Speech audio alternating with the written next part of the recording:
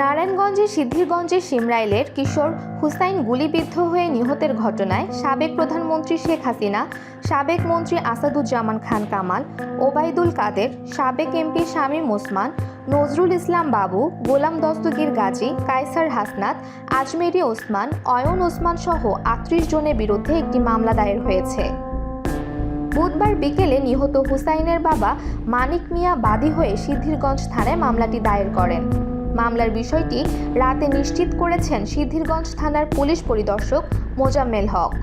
তিনি জানান, মামলায় উল্লেখ করা হয়, গত ২১শে জুলাই আওয়ামী দুষ্কৃতীরা ১ থেকে ৩ নং আসামির নির্দেশে দেশি বিদেশি আগ্নেয়াস্ত্র, পিস্তল, শর্টগান, ককটেল ও ইট পাটকেল দেশীয় অস্ত্রশস্ত্র দ্বারা মারাত্মক আঘাত ও মারধর আরম্ভ করেন। তখন তার সন্তান হুসাইন শিমরাইলের ডাচ বাংলা ব্যাংকের সামনে বিকালে গুলিবিদ্ধ হয়ে তাৎক্ষণিকভাবে মৃত্যুবরণ করেন। এর আগে সিদ্ধিরগঞ্জ থানায় উল্লেখিত আসামিদের বিরুদ্ধে পৃথক ৪টি হত্যা মামলা দায়ের করা হয়েছে। এছাড়া রূপগঞ্জ ও আড়াইহাজারে আরও ২টি মামলা হয়েছে। সব মিলিয়ে এই জেলায় ৭টি হত্যা মামলা হলো।